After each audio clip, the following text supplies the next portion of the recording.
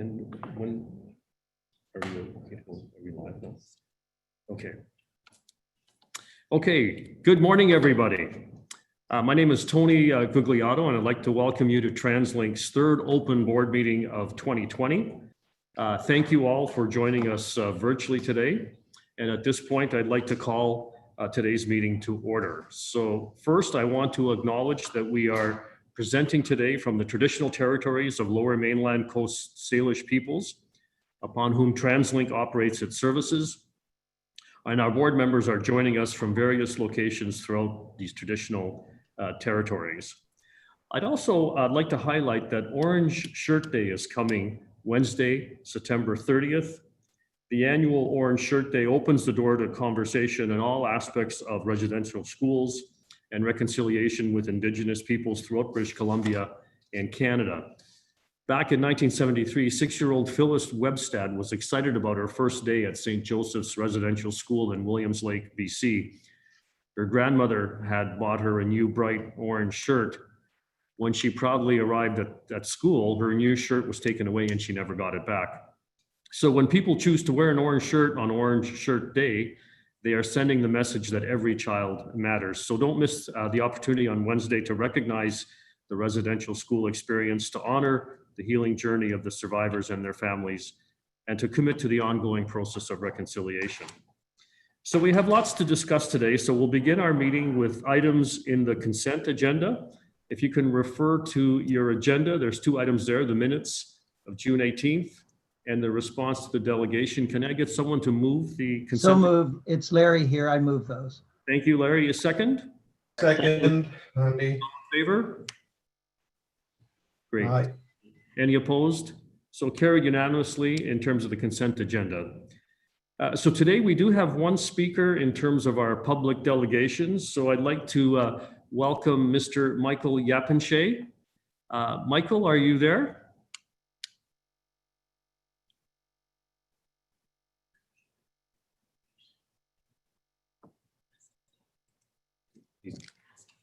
Okay. Michael, sorry, are you there? Can you hear us?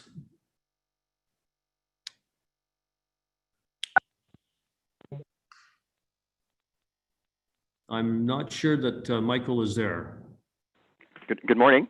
Oh, Michael, you're there? Hello? Yes, I am. Good morning. I'm sorry, my speakerphone is just not working, so I had to pick up that. Let me reintroduce handset. you. So it's Mr. Michael Yapinche. Michael, the floor is yours. You have 5 minutes. Great. Thank you very much. Thank you, first of all, for the opportunity to speak with you this morning. My name is Michael Yapinche, and I'm the principal of St. Augustine School, located at Arbutus and 8th Avenue in Kitsilano. We've been proudly operating an elementary school here continuously on the site since 1911. With an on-site Montessori program, we have more than 400 children, which will soon grow to 500. We're here because of the Broadway subway end-of-line station and bus loop at Arbutus Street, which will be 25 meters from our playground. The school community supports expansion of rapid transit along the Broadway corridor. Many of our families are transit users, myself included. But we have some serious unresolved issues around potential health and safety with the operation of a large transit hub in such close proximity to a school. This is why we spent significant time over the past 10 months trying to work respectfully with the Broadway Subway Project team, TransLink, the City of Vancouver, and policing agencies. My focus today is on the potential environmental health issues related to operating hybrid diesel buses in close proximity to hundreds of children from the ages of 3 to 12 years. We're unable to give our school parents any level of comfort regarding these potentially significant impacts. When we turn to health authorities and government agencies, regrettably, we have no firm answers. The first question relates to exposing children to diesel emissions at peak hours in the morning and late afternoon.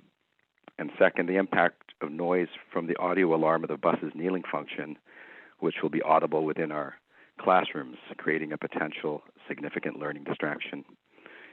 All of this from buses that will be entering the station every 2 to 3 minutes at peak times. I guess we have a very specific request of your board. We've been trying to work constructively with the project team and TransLink through the Bus Loop Advisory Committee. And while there's a commitment to collect emissions and noise data, there's no commitment to undertake a proper health impact assessment. Instead, the data will be compared against existing regulations, which do not take into account the specific impacts on children. We know that in the case of diesel emissions, the greatest risks are within a 100-meter radius of their source. Our playground is about 25 meters from the bus loop. And at the very least, we would expect our government and health agencies to adopt a precautionary approach to managing these potential impacts. Unfortunately, we are in this situation because St. Augustine's in Vancouver was not invited to participate in the Environmental Social Economic Review back in 2017 and 2018. Instead, TransLink and its contractors sent the invitations to participate to some other school with a similar name in Newfoundland. So we are, without question, the single largest stakeholder group most directly affected by the station and bus loop. There is no other elementary school located so close to a bus loop and end-of-line station, 25 meters away or 25 meters close, depending on how you look at it. The school was supposed to have been offered the opportunity to provide advice on critical functions that may be affected by the Broadway extension and to advise the environmental review team on the proposed ESR terms of reference to see if there was need for supplemental baseline studies. Clearly, this is where studies would have been undertaken to deal with health impacts, injury prevention, and other safety issues. The bottom line is we were not consulted, and there is a serious gap that still needs to be filled. What we're asking your board is to direct TransLink staff to independently or in collaboration with the Broadway Subway Project team to secure the necessary funds and expertise to conduct a health impact assessment based on the data that will be collected. Further, we are requesting that Vancouver Coastal Health be engaged in the review of this information. We know that TransLink has undertaken or been willing to undertake similar types of health effect assessments on some of its other projects, like the Surrey-Langley SkyTrain and the Evergreen Line. We're asking for the same here. If mitigations are required, we expect the parties to execute those remedies. We're also seeking from TransLink that the intersection design along Arbutus, adjacent to the school, be of the highest safety standards based on the needs of school-age children. We're asking you to work with us to ensure that the city implements the necessary safety measures. And lastly, I invite any board member to visit our school and spend some time with us. You're all invited. You'll see we support the project despite our serious reservations because we remain hopeful that we will be able to work with TransLink and the Broadway Subway Project on the reasonable and relatively inexpensive 18-point mitigation plan we've put forward to improve the way the school and the neighborhood can coexist with the station and bus loop. We feel we've sought every constructive way possible to be heard, and we're here for one reason, and that's simply the safety of our children. It's the right thing to do, and we're asking for your help. Please help us. So on behalf of St. Augustine's, I'm grateful for your time this morning, and thank you very much. Great. Thank you very much, Michael. I can assure you that the board takes your requests very, very seriously, and we will carefully review in terms of the requests that you have made. I think to foster this discussion, I'm going to ask Mr. Zanny Zine, our Vice President of Engineering, to get into contact with you. I know that he has been in touch with your group as well as the city and province, but just to get a full understanding in terms of the issues that you've raised. And then I'll ask Zanny to report back to the board. So thank you for your taking the time today to meet with the board. Fantastic. Thank you very much. Looking forward to the call from Zanny. Thank you. Thank Have you. a wonderful day. Thank you. You too, Michael. Bye-bye. Bye. Okay, we only have one public delegation. So with that, we'll just move on to the next item on the agenda, which is the executive reports. Kevin, our CEO, Kevin Desmond, our CEO, will start with you. So over to you, Kevin.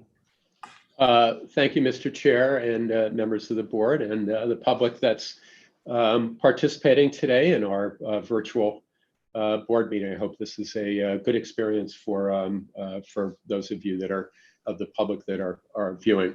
So I just have a few short items to update you on. this morning. Our journey continues. It's amazing that it's been almost 4 months since our last meeting, and so much has been happening. We remain very much focused on the safety of our customers and employees, building back ridership, beginning to understand the future of work in the workplace, and fiscal stability. So those are the items I'm going to cover off in my remarks. So first, our safe operating action plan that we refer to as SOAP here internally. Ensuring the safety of our customers and employees remains absolutely our top priority. We unveiled the SOAP program in late May. And during the course of these last 4 months, we continue to assess it, studying worldwide best practices through all of our different sources, whether it's the regular media or our participation in various different worldwide industry groups. We'll continue to look to evolve our response to this pandemic emergency, not only in the here and now and how we protect the safety of the public and our employees in the midst of the pandemic, but how we learn to do things differently even post-pandemic. So what we're looking for is effective best practices that we can employ in the system. To date, you can see in the visual, this is a summary of the various and sundry steps that we've been taking. I just want to reinforce the most important thing for all of us is our own personal responsibility. It's still the best thing that our customers can do is make their own healthy choices. We're all aware, wash your hands, please wear a mask, don't touch your eyes and mouth while you're riding. This is the best way to keep yourself healthy and safe in the system. In the meanwhile, we continue to have increased cleaning and sanitizing of the system. We continue to manage physical space within the system in conjunction with restoring basically full service across the system with an assumption on buses. We're looking for only 2/3 of normal capacity of buses, and on SkyTrain and Cbus, approximately 50% of capacity. We resumed fare collection and front door boarding safely on June 1st, and that has worked very well. We launched our Wearing is Caring campaign in June, and despite considerable awareness building over the weeks following, we only saw about a 30 to 40% compliance with our voluntary request to please mask up. We gave out a lot of masks. We were out in the system. We were out in the media. We continue to work behind the scenes with the health authorities here in the province and our colleagues at BC Transit and BC Ferries and elsewhere. And all of that eventually led to our announcement that as of August 24th, mask wearing would become mandatory on the system. I'm very pleased to report in very, very short order after that mandatory action, we're now between 92 and 95% compliance based on our own spot checks. So we're very pleased with that. There are certainly some folks that cannot wear a mask, and they are exempted from that as their conditions may not make it viable. Now, I am aware of confrontation that took place between two customers over the weekend in Surrey. This is concerning to us, perhaps not unexpected, and fortunately, this is the only such incident that I'm at least aware of at this point in time. I want to remind the public and you, the board, that we take all incidents of harassment and violence on the system very seriously. We ask customers to contact the transit police, transit security, or use the silent alarms aboard the vehicles anytime they don't feel safe. We also ask our customers not to attempt to enforce TransLink's mandatory mask policy themselves. Please don't do that. I want to stress that customers should not take it upon themselves to enforce this mandatory mask policy. And as I said, the vast majority of our customers are complying. So we want to continue to see that happen. And I think that will result in a safe operating system. As I said, in any event going forward, our safe operating action plan will continue to evolve.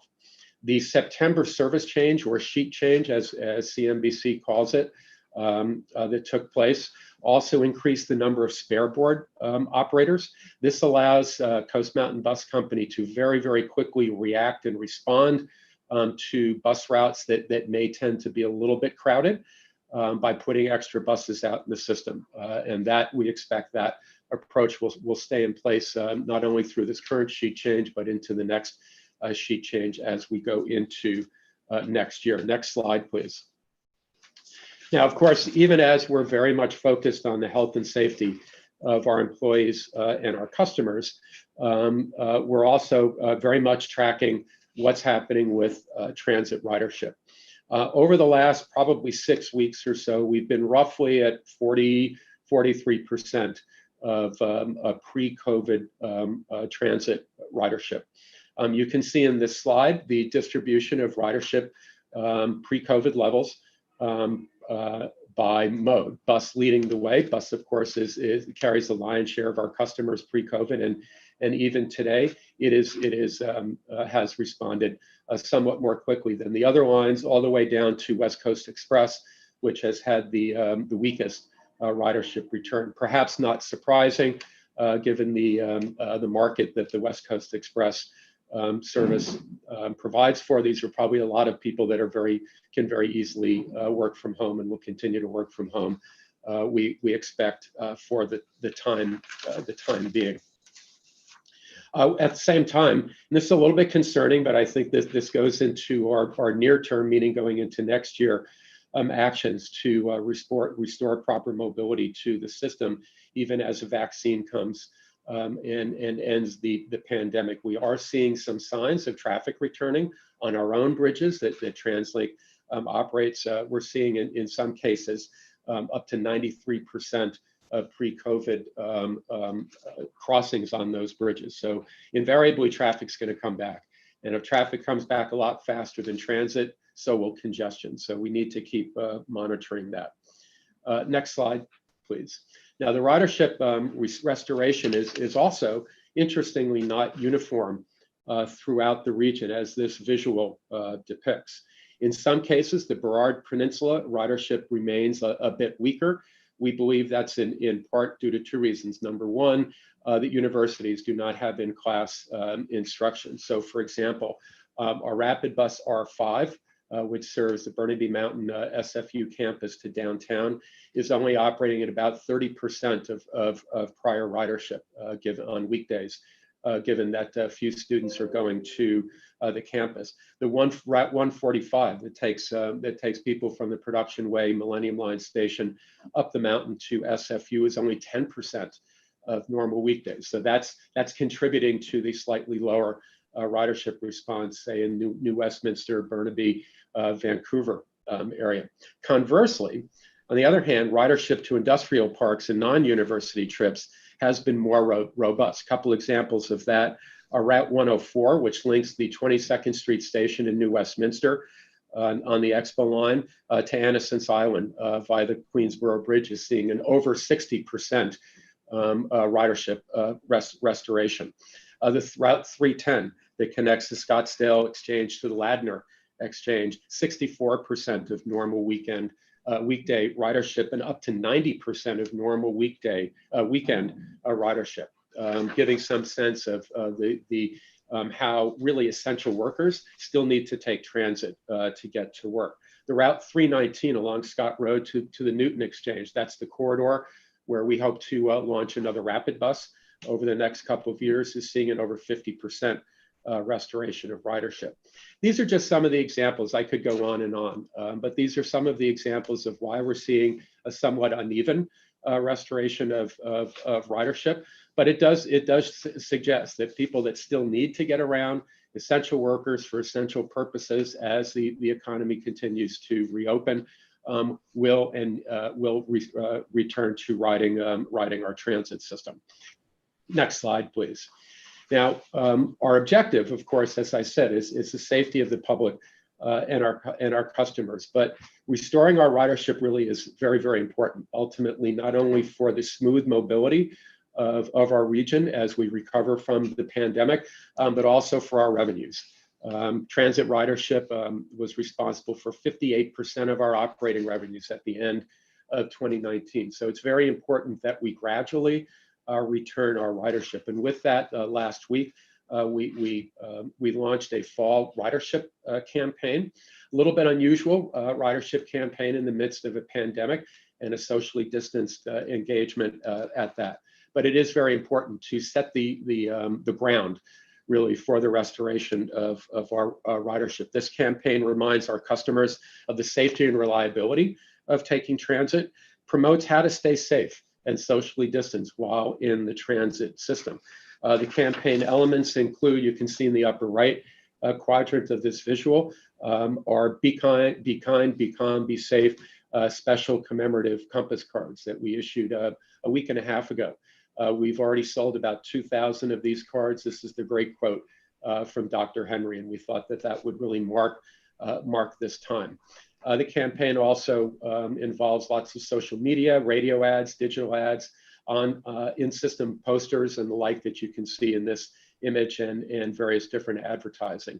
We've also now scheduled at least 20 webinars with businesses throughout the region. Very, very important to reach out directly to businesses to find out from them, what do their employees need to come back to transit? What do they as employers need from us to help encourage safe return to public transit? So we're looking forward over time for that engagement.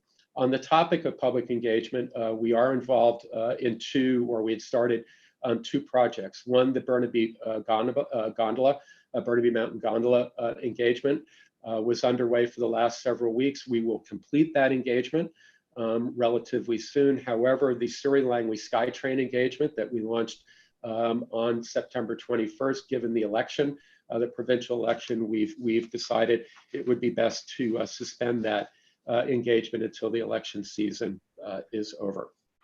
Next slide, please. Now, as I said in my opening remarks, even as we're focused externally on our system, we have to be focused internally on our employees and what we call the future of work. To date, still the vast majority of administrative employees are working remotely, working from home. It has been quite successful to date. I think our productivity and effectiveness has maintained fairly well, but we need to be looking towards the future.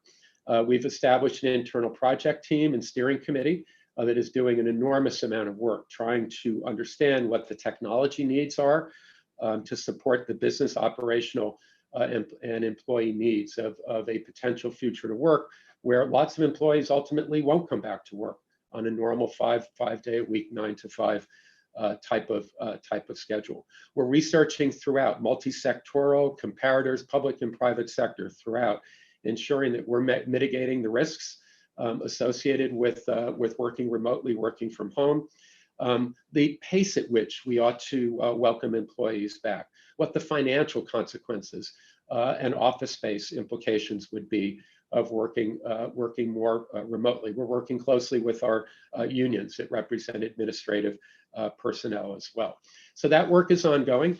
At this point in time, we do not expect any return of large numbers of employees, at least through the end of the year, and we will continue to report to the board on our plans going forward. I would say our plans are more than likely going to be very, very consistent in many ways with how other businesses are adjusting to this new world in the moment and in the future as well. Last slide.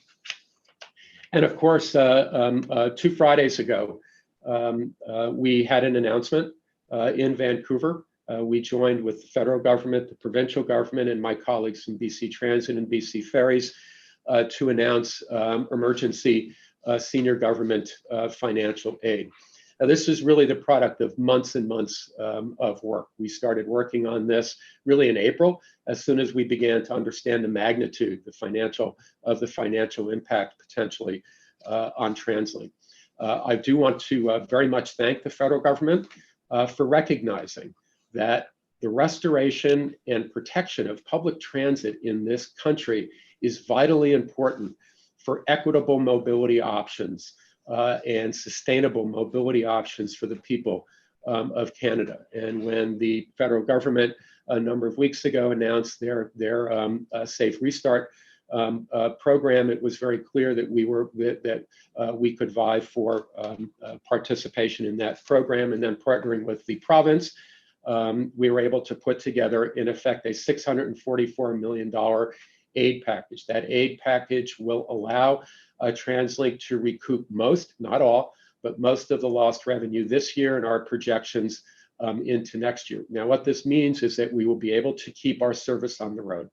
That's the most important thing. Keep mobility, keep it available for all people throughout this region, and give us a chance to get our feet under our ground as we look to the later years and still have to deal with significant financial challenges. You'll get a little bit more of an update shortly in a report from our Vice President of Policy and Planning, Jeff Cross. But it was a good day for us. It was a good day for BC Transit and BC Ferries, and it's a good day for transit riders throughout British Columbia to know that their very, very important public transit systems will be able to manage through the next year or so of the crisis.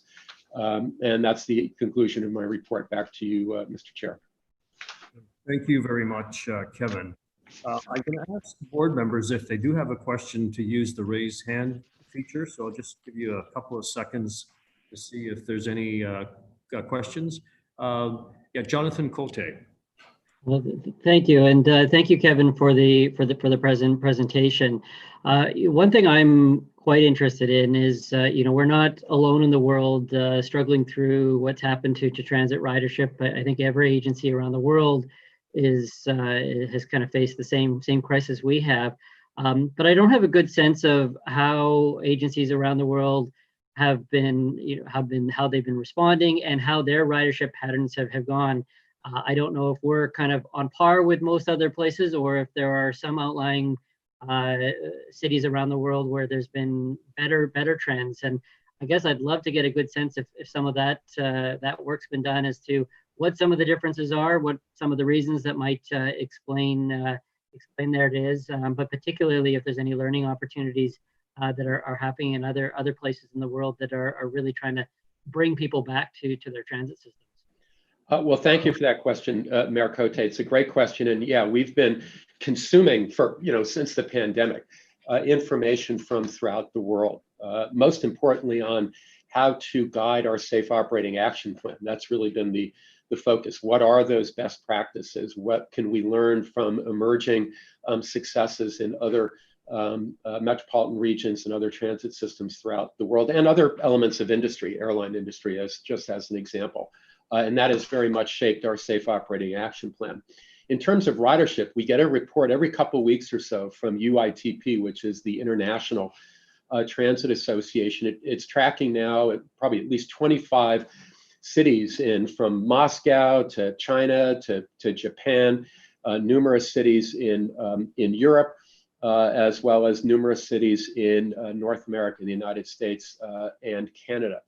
And what's really interesting, the trend line is actually very, very similar now throughout the world, with a few outliers, where in the May-June period, worldwide, we began to see transit ridership recover.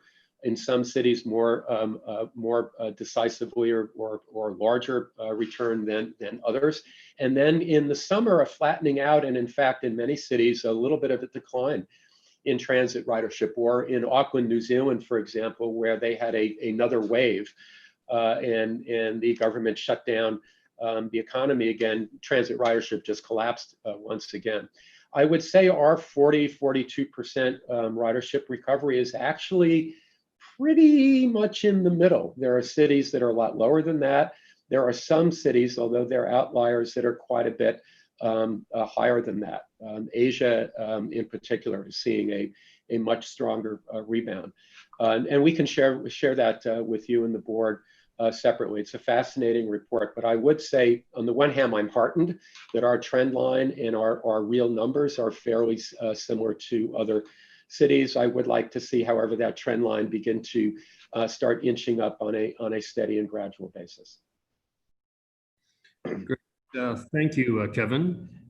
Seeing no other hands, I'm going to move on to the next report, which is from Michelle Ledrac, our President and General Manager of the BC Rapid Transit Company. So Michelle, I'll turn it over to you. Good morning, everyone, and thank you, Chairman, for having me. Could we go to the next slide, please? This is a short agenda of what we're going to discuss today. I can assure you that BCRTC has not lost its ambition. We still want to be better every day and move this business forward. COVID has made our life a little bit more difficult, but it hasn't changed how we want to improve our SkyTrain and West Coast Express services. Next slide, please. I think the key theme of this slide is that zero harm is on top of mind of everyone, and it seems like we're having success with it.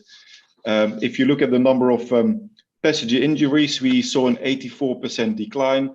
That said, we have seen lower numbers, but we also see that the culprits haven't really left the system. Generally, this is good news, and the same holds true for our WorkSafe BC lost claim injuries, where you can also see a very steep decline, where we have a lot lower number of claims than we used to have around the same time last year.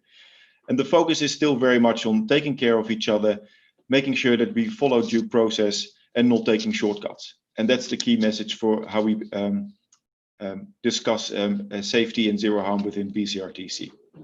And hopefully this will be paying off and we continue those trends. For now, the expectation is that the third quarter of this year will show similar numbers, and hopefully we'll continue that into 2021. Next slide, please. A little bit about our mental health strategy. Not because it's a particular problem or a different problem from the rest of the enterprise, but very much so because we believe that prevention is better than curing. And it also fits within our overall absenteeism strategy.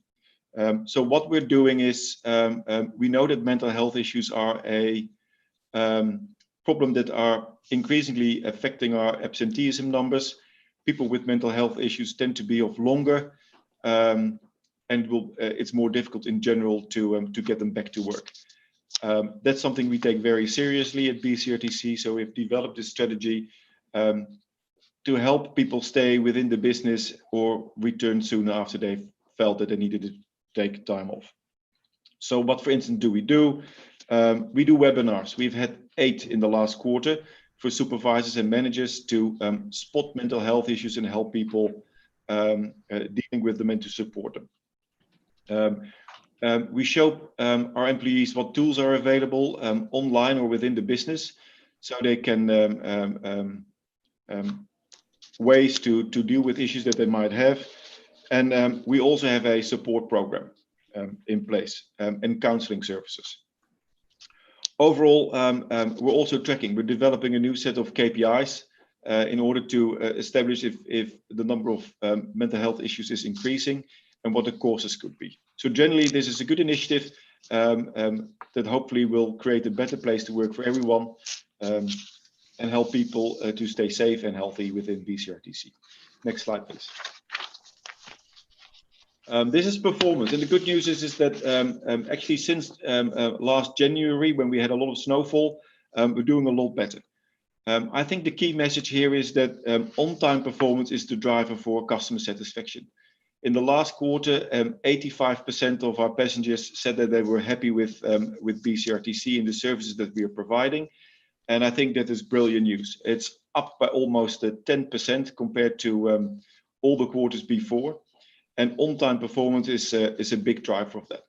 The other two aspects, and it's probably a little bit to do with the situation around COVID, is the cleanliness of trains, which was valued much higher than it was normally,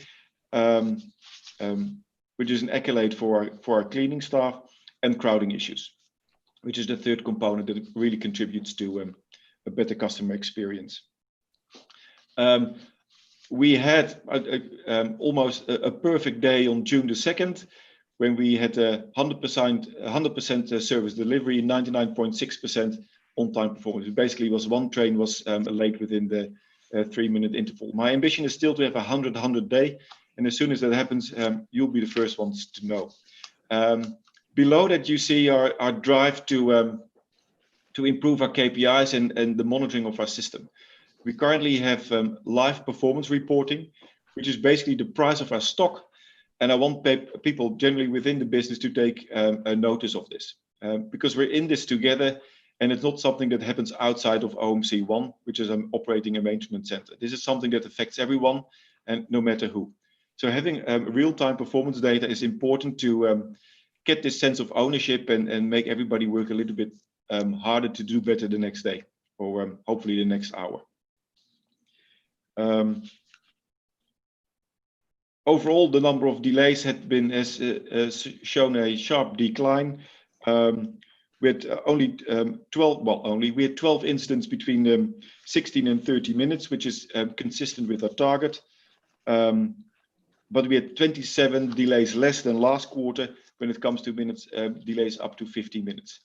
And to give you a sense of what that means, about 50% of those claims are factors that are difficult to influence for us. That could be trespass, that could be incidents on board trains where help is required. It could be debris falling onto the track. Next slide, please.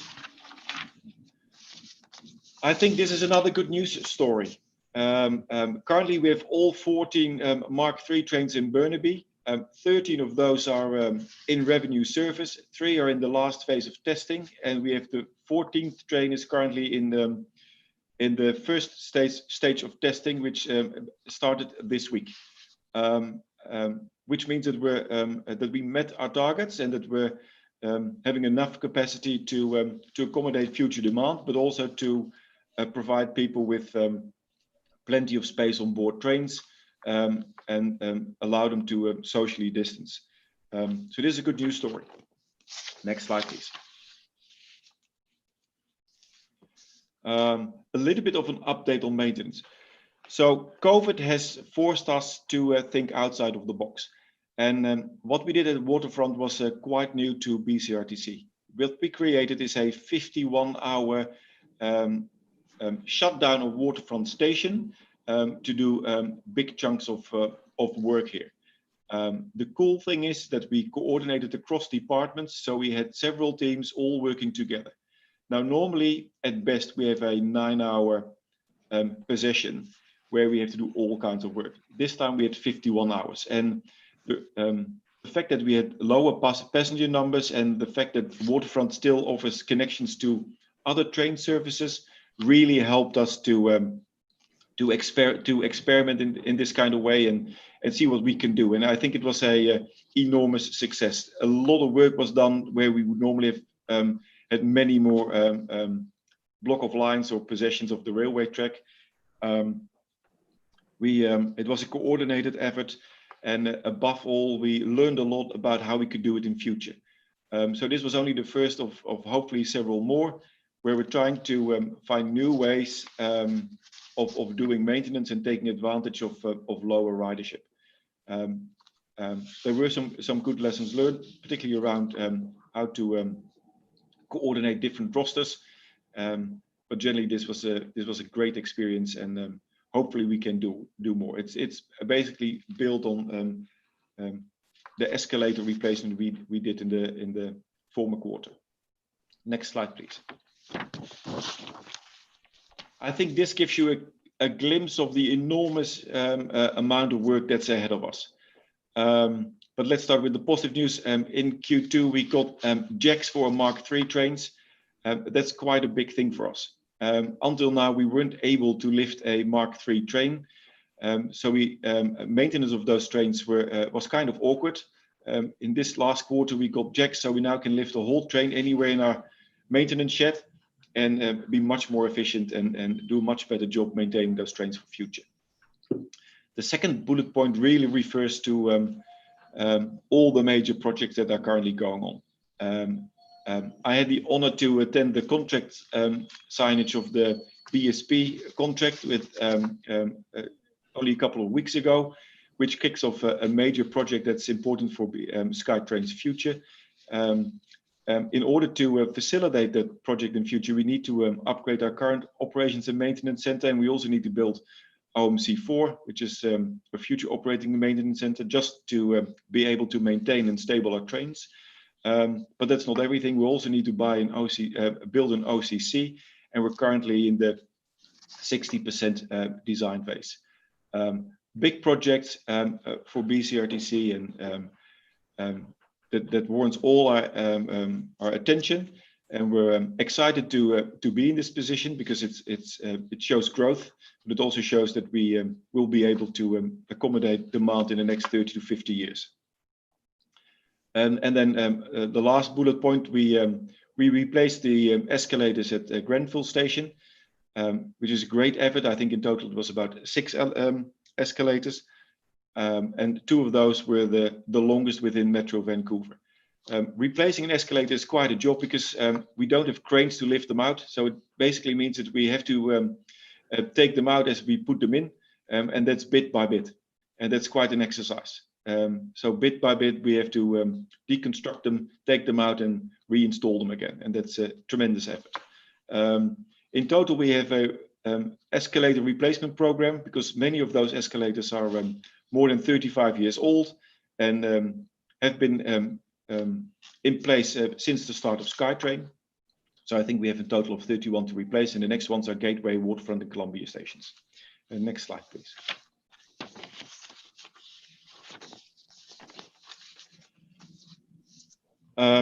COVID-19, we've heard a lot about it. This slide is to show you that we're not slacking, we're not coasting. We're still taking this very seriously, and we're in it for the long haul. So we're still keeping our trains clean. We still clean them every day and disinfect them. We use the latest technologies. We look at what's required. So currently we're looking at filtering and ventilation, and we're looking at new chemicals that can actually help prevent COVID from spreading. At the same time, we want to keep our own staff safe. So what we do now is that every train before it before we start maintaining on it, is being disinfected so that our staff doesn't have to worry. And we have put practices in place to make sure that people can work together without risking infecting each other. And I think it's a tremendous effort, but also a big compliment for everybody working at SkyTrain, that despite the circumstances, we've still been able to maintain all our fleets, to operate all our stations, to provide a good service, and to make sure that people can have a safe journey. Next slide, please. So this is the end of my presentation. I can only say that it's been a challenging quarter, but it was thanks to I think the motivation and the dedication of all BCRTC staff that we're in today's position, and hopefully in the next quarter and towards the beginning of next year we can do even better. Thank you so much. Great. Thank you very much, Michelle. I see we have a couple of questions. I'm going to start with Larry Beasley. Thank you so much, Michelle. Great report. When I was reading a report, 2 questions came to me that I would just like to hear your words on. The first, we've been so worried about noise mitigation, and you've been working very hard on grinding the rails to moderate that for our neighbors. I see in the report that our grinder machine broke down and that you've had trouble getting it repaired because of the people can't come up from the States. Is that solved now? Is the grinder back working again? What's the status of that? And then I have just another short question. Yes, we've been back up grinding again. Actually, I can tell you that we've had compliments from surrounding areas to say that noise has reduced. We're also looking into buying an extra grinder. So as far as I know, is that we've solved most of the problems. It's an ongoing concern. So we'll keep on grinding. We'll keep responding to the public if they have complaints. We're on top of it, and both in 2021 and 2022, we have a grinding program ready. I really want to, I hope the public is listening, because this is something we promised them a couple of years ago, and I think we've stayed very true to it. And so I'm really glad to hear that we're continuing to make progress on that. The other is in the zero harm strategy. I was looking at the numbers related to assaults of our employees. I know that they're down. Of course, it's because ridership is down. But I'm wondering if there is any special geography to that. For CNBC, we see that the focus is more difficulties in Vancouver and Surrey. I'm wondering if you're seeing something similar in terms of the geography for BCRTC. And if so, is there something that between the two companies and the transit police that we might do to focus on those two areas to make sure our employees don't feel they're entering unsafe areas? So far, the assaults are not physical assaults. It doesn't make it worse, right? Because it's still swearing and bullying behavior and intimidation. That's most of the assaults. I can't honestly say that there's a geographic kind of relationship. It's often drunk people, and you have those everywhere. Maybe people under influence of other substances that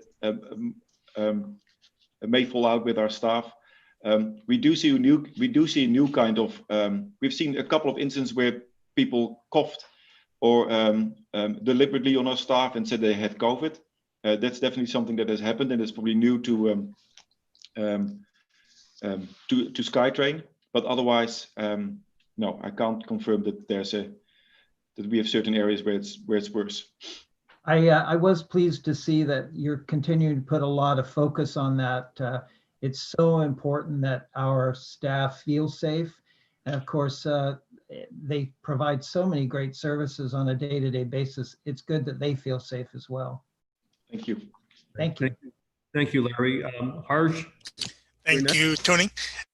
Michelle, thank you for the great report and great progress that's being made.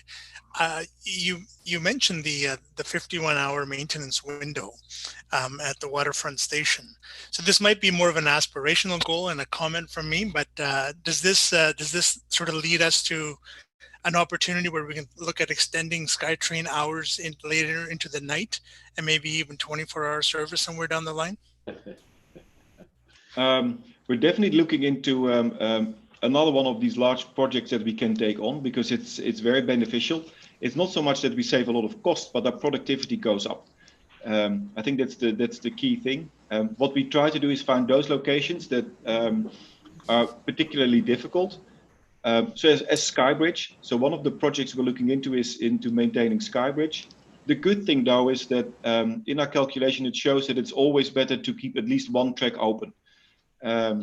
So keeping both tracks closed from a operations point of view doesn't give us much more benefits.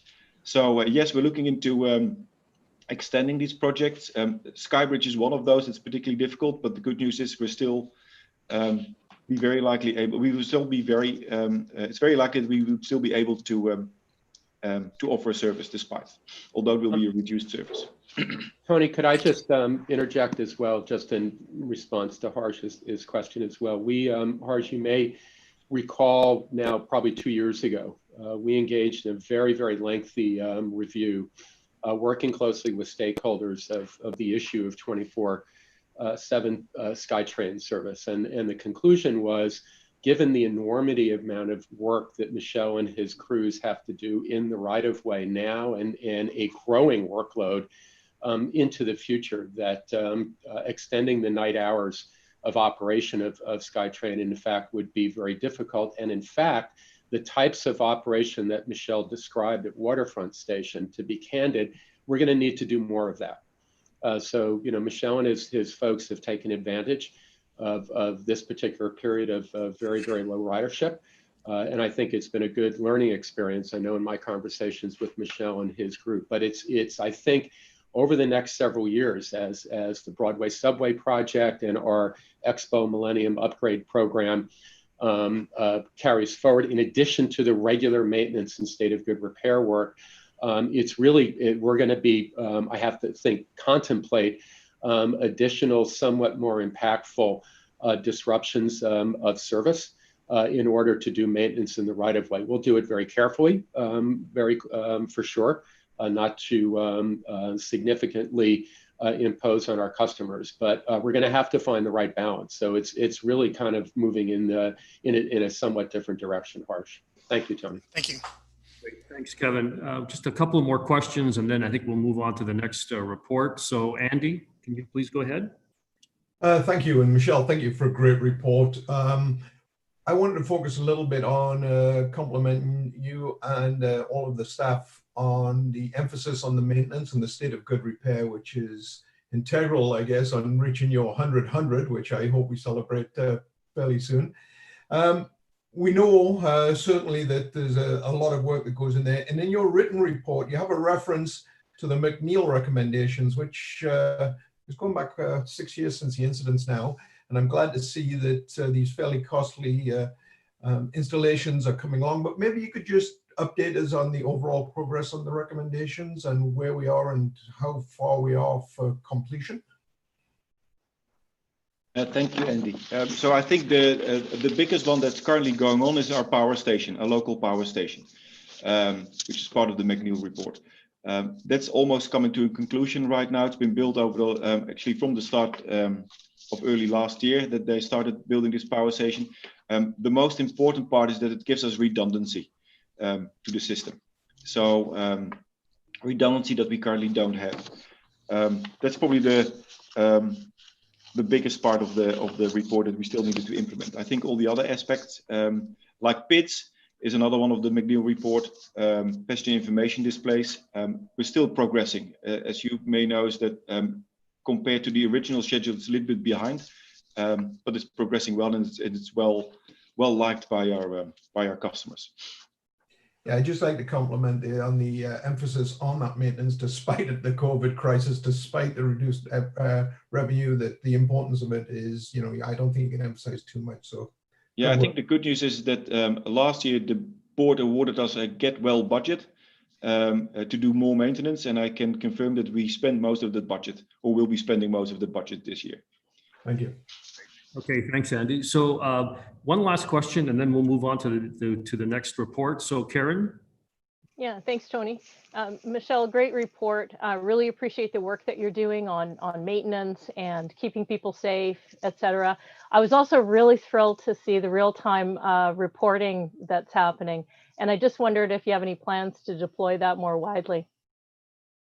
I wish, yes, that would be my personal plan. I can't speak for the wider business, but my personal plan would be to publish it more widely. At this moment, we're still testing it and see how it works out in practice. And if it gives us accurate information, we can currently update every 20, 30 minutes. We would like to go a little bit more real time, but eventually that would be my plan. Great, great. Looking forward to it. Thank you. Okay, thanks, Karen. Thank you, Michelle, for your report. We're going to the next report, which is from Mike McDaniel, our President and General Manager of the Coast Mountain Bus Company. So, Mike, I'll turn it over to you. Great, thanks, Tony. Mr. Chair, members of the board, Mr. Desmond, and of course, members of the public viewing today. This will be my report for Coast Mountain Bus Company for Q2. Next slide, please. Obviously seeing a nice view from the C-Bus there. You see the agenda in front of you. I've got a couple of kudos at the end that aren't on the agenda, but we'll get to those in a minute. Next slide, please. So let's talk about cleaning for a moment. Of course, with COVID-19, we seem to talk about almost nothing less than that, but beginning on May 25th, we switched to disinfecting the fleet twice per week, increasing from once per week. So that's Tuesday night and Friday nights that we do this. Our entire fleet is sprayed down and disinfected. This is in addition to our daily cleaning that we do each night. We have, of course, a lot of supportive parts to this. And you see a picture there of a gentleman from our sign shop. We ended up putting up about 8,000 signs as part of the initiative to for our mandatory masks that went in place on August 24th. Our printers ran for 75 consecutive hours, and our staff prepped those signs for their colleagues over at the depots that installed the signs in the wee hours of the morning leading up to August 24th. And big kudos to that group that really went above and beyond. Anytime you do something in a fleet our size, that hits every single bus, it's a big job. And this was yet another one that our sign shop, our maintenance teams and operations teams did very, very well.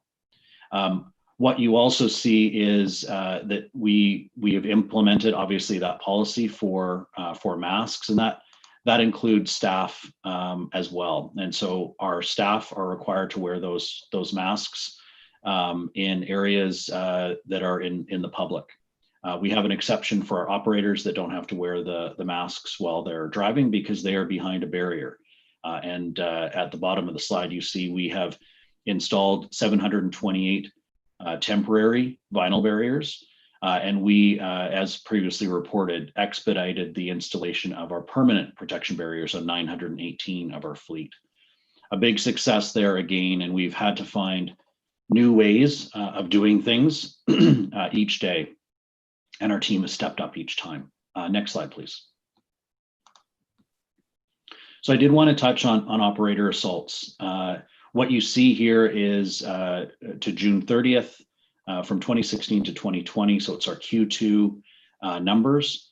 What you have on your screen, though, is the actual rate. This is per million boarded passengers. And of course, with COVID taking effect in March, we saw a dramatic drop in our passenger count. So although our absolute number of 37 to June 30th is lower than 48 to the same period last year, obviously because of the passenger count, our rate is up. Now, one of the things I think to note is that when we went to our rear door boarding and ceased our fare collection in March, all the way up to June 1st, just as a bit of a barometer, the amount of calls that we had for our transit security to respond to things like people sleeping on the bus, other challenges with challenging passengers, those calls literally doubled month to month from previous years. Obviously, losing a little bit more control of who entered the bus, these incidents obviously increased dramatically. As such, we saw more interactions with problem passengers, and our security teams, our transit supervisors, helped each day to keep our operators safe and our customers safe. But what you did see is more altercations relative to the amount of ridership. So despite the fact that we have our barriers that previously mentioned, we're going to continue to work with our violence in the workplace committees, our operations and safety teams, as well as our transit security and transit supervisors, as well as transit police, to protect all that are on our transit system. Next slide, please. So this is a good news story to say the least. Despite being in a pandemic, we have scored our highest marks ever on the TransLink customer service surveys. And what you see is that for bus overall, a score of 8.3. We've been fairly stuck in the 8.0 number, and that has raised 8.3. A couple of highlights that have risen that are bus overall service score of 8.3 and a whopping 9.0 for an operator who drives safely and professionally. I can't put enough emphasis on this, is that our employees on the front lines and those that support them have stepped up beyond anything we probably could have realized was needed during this pandemic. And our customers have obviously noticed that. And I want to send a big kudos out to our frontline teams, those teams behind the scenes that support all of that service. It is a team effort, and kudos to everybody involved in that. Next slide, please. Now switching gears to Access Transit. Obviously, we have a big team there in Access Transit service delivery, along with our First Transit team. And this system has obviously turned on its head as well. The approach that we've taken right from the outset is to reach out to our customers, and our teams, along with First Transit, have been making sure that we keep in touch and get in touch with our customers in this area. In fact, we made over 2,000 calls at the beginning of the pandemic for what we called kind of our wellness checks. And we checked in, we saw how our customers were, we walked through with them how to stay safe on the system, whatever part of the system that they were using. And that went over very well as an outreach. As you know, of course, our ridership did take a serious hit. Today, we're around 30% of our pre-COVID service level, and that is the majority is still renal trips, and 90% of those trips are with 2 or fewer passengers on each vehicle. So we're running about 70% of our service to deliver about 30% of our service levels. That creates that distance on each vehicle. But we're poised for the future as well. We're staying in touch with all of the programs that our customers go to, and we're ready to respond when those start to build back. Next slide, please. Now, operator training is always of great interest. We have found the groove of our new normal, and that is classes of 18 that launched in mid-August, up from 12. And these are split into groups of 6. And what you see on the screen here as this picture might seem like a normal training exercise, of course, with our trainer wearing a mask, but this is actually one class of 6. And we are filming this and simulcasting that into 2 different rooms with another 6 trainees in each. And it's just one of the new innovations that training has had to put in place to ensure spacing and separation safety. But we needed to get to 18 to be able to supply the amount of operators relative to the attrition rates that we're seeing, continuing to see in operations. We're obviously keeping safety top of mind. The simulcasting is just one example of that. But we've moved office spaces around, we've used them differently. And obviously we've got safety on in the classroom as well as on buses. And just as a note, we've had about 150 trainees go through our system so far. We'll have about another 162 by the end of the year. And of course, we're still working out exactly what we need for 2021, but it is going to be in that same area of around 300 to 400. And that will create still a continued demand on our new operator training department. Next slide, please. So this is a good chance to send a kudos to Don Palmer. Don is our Vice President of Operations for Coast Mountain Bus Company. And in August, he was recognized as a 40 under 40 by Mass Transit Magazine. This is an industry magazine, industry publication. And this is recognizing individuals that are professionals that demonstrate excellence in this industry. Now, Don did not start his career here as a bus operator, but he did start his career as a bus operator, and he's worked his way up. We're lucky to have leaders like this on any day, let alone while we're managing a global pandemic. Next slide, please. Continuing the kudos, these are some great pictures of our team. Many actually in this that work for Don in operations, some that work obviously in our maintenance end as well, as you can see. These are the team that have stepped up. An interesting picture here is in the top right-hand corner, our team in fleet overhaul, which does all of our midlife rebuilds, as well as a variety of other major projects on each bus. They took it upon themselves to put together a physical distancing and closed tables for a staff recognition event. This is something that has obviously challenged many organizations, is how do they recognize their staff? And our team over there got quite creative and figured that out. So apropos to thanking our staff, our fleet overhaul found a way to thank their staff as well. And I want to send out a thank you note to everybody at CMBC that since day one has gone above and beyond and continues to every single day. It takes a village, and we are a 6,000 person team that makes it happen every single day. So thank you to the team, especially those that are watching this presentation today. And that concludes my report. Well, thank you very much, Mike, and the board also appreciates the work that your team does. I see that there's a couple of questions, so I'll start with Lorraine. Thank you, Mr. Chair, and thank you, Mike, for your report. That was a great report. Yeah, sorry. Interested in two specific things. One is about the safety issues. This also came up for me in the BCRTC report, so I'm most concerned about safety.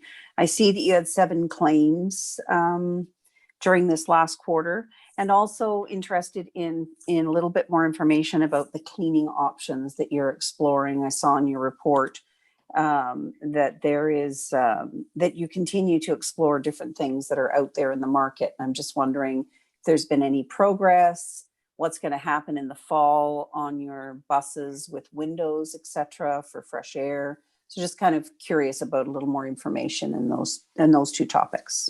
Okay, great. Thanks, Lorraine. Good question. In terms of our safety issues, I mean, they come in so many different shapes and sizes. We obviously have our customer safety. We have our employee safety.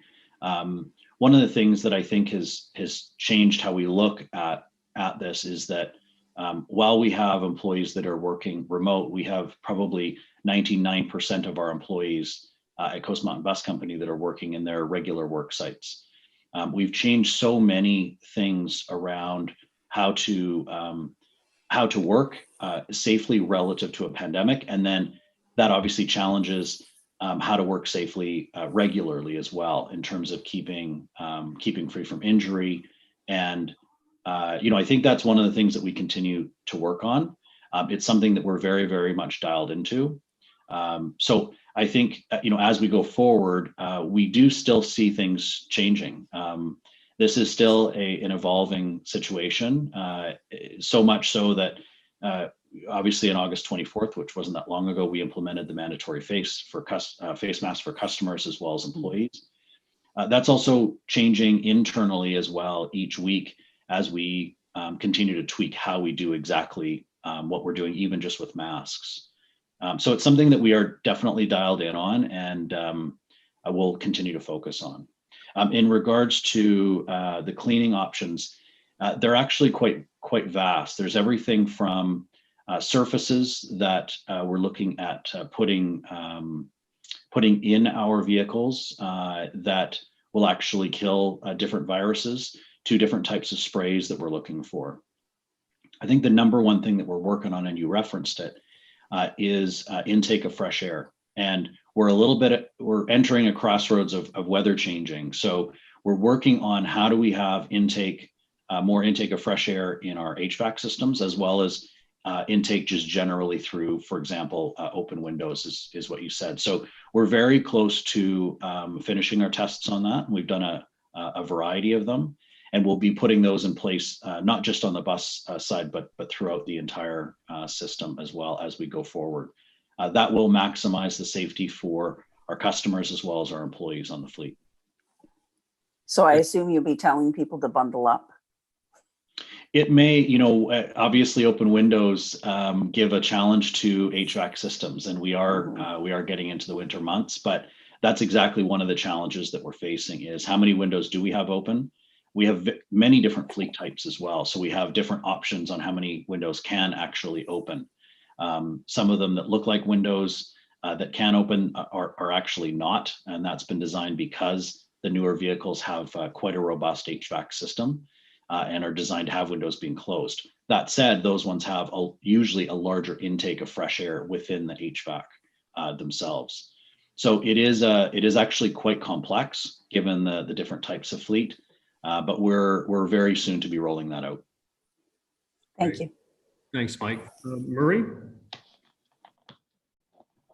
It was a very good report.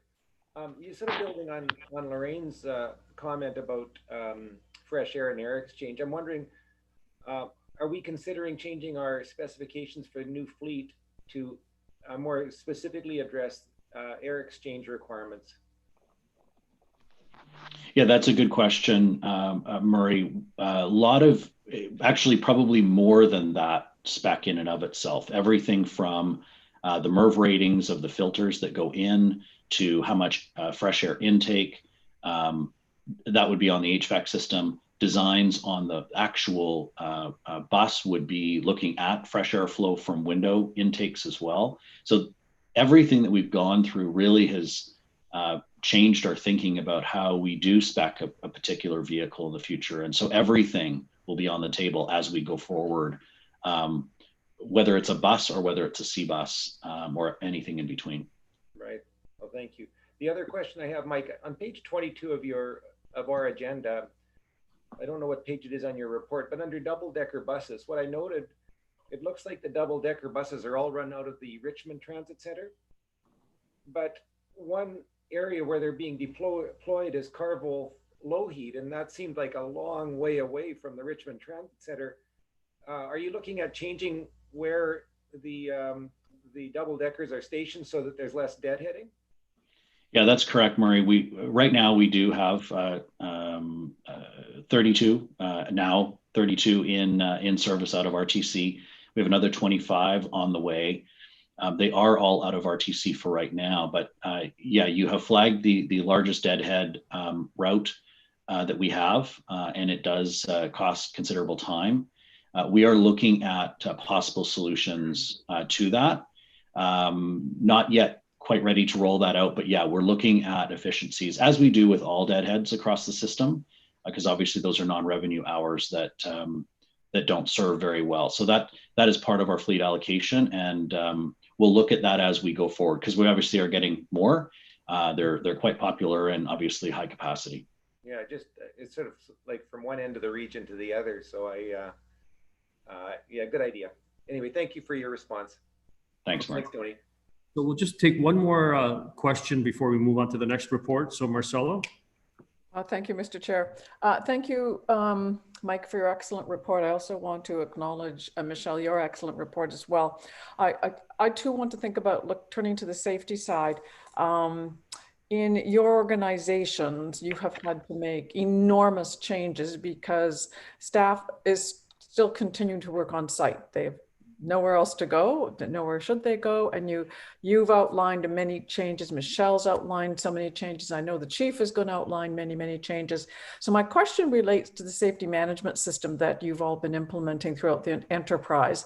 And my question is, how are all these new ways of working safety for individuals, for customers, for our teams, how is that, and is that going to work its way into your overall safety management system? And by the way, if you don't have an answer right now, that's okay, but I just would like to understand how that's going to affect the overall program.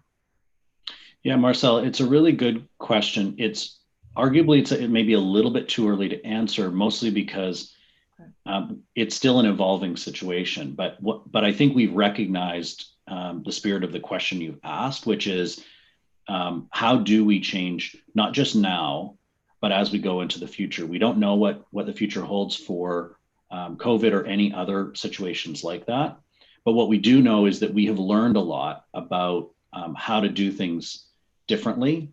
They've offered some efficiencies as well. And, you know, Kevin mentioned in his talk about work from home and remote working. And obviously we're going to take learnings from how we've responded to the entire pandemic on the safety side, of course, but on other parts as well, and try to keep as many of those as we can that make sense going to the future, because we've gone through a big learning experience. The challenge we have is we're still in it.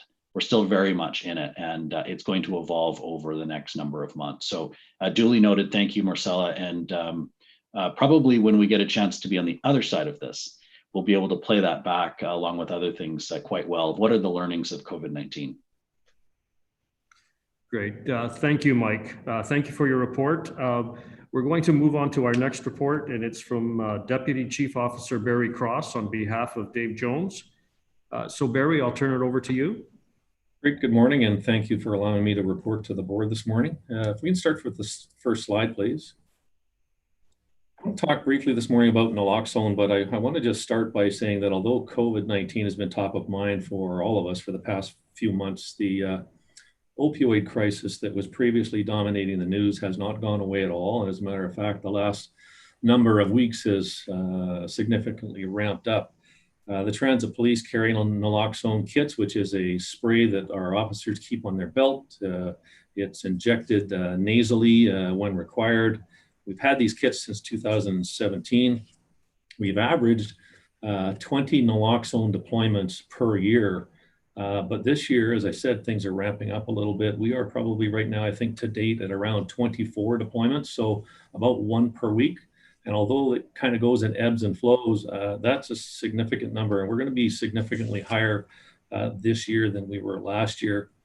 And I'll just say that, these types of events, although, it seems it's easy to talk about, they take a fairly heavy emotional and mental toll on our officers.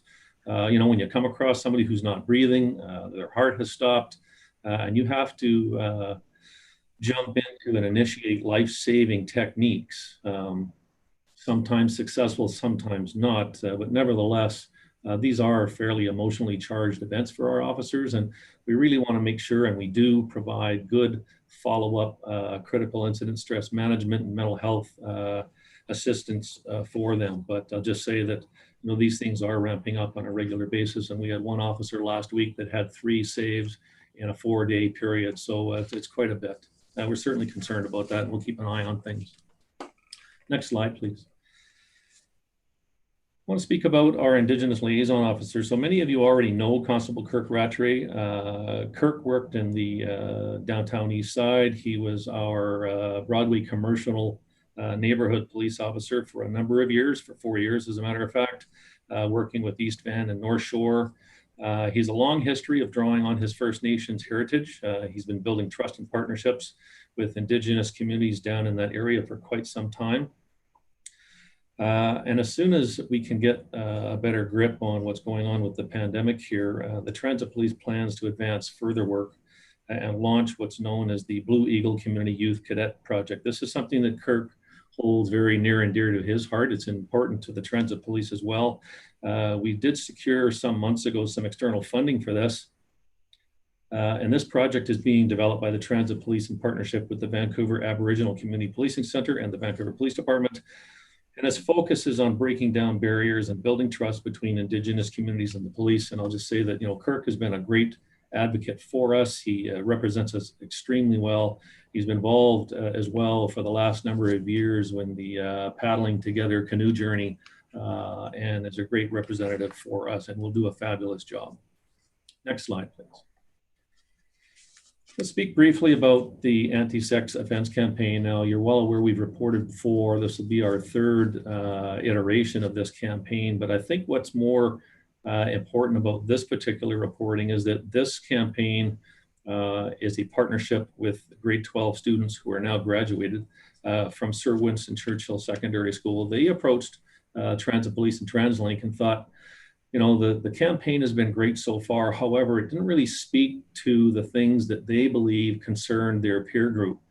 They have a different perspective on what occurs and some lived experience on what occurs, students taking transit. And they wanted to make sure that they could refresh this campaign in a voice that spoke to their peers. So over the past year, they worked diligently on developing a campaign scope and creating artwork for the advertisements that are there that depict to them realistic situations of unwanted touching and a critical role that witnesses play in sexual offense defense. Next slide, please. This campaign is going to run over the next number of months, very well supported. I will say thank you very much to TransLink and TransLink Marketing, who worked diligently alongside the Transit Police communications team and these students. There's 150 advertisements on buses, 150 advertisements on SkyTrain. There's large format ads at various selected stations, digital advertising on Facebook, Instagram, and Twitter, which is also very good for reaching out to that student body community. And as I said, the objective is to bring awareness around offending on public transit and to encourage victims and witnesses to report such incidents. So we had a great media launch for that. It's been going very, very well, and the feedback has been excellent to this point as well. Next slide, please. So our operations during COVID-19, as you've heard from the other companies, things are certainly new for all of us, and we're learning how to do business a little bit differently.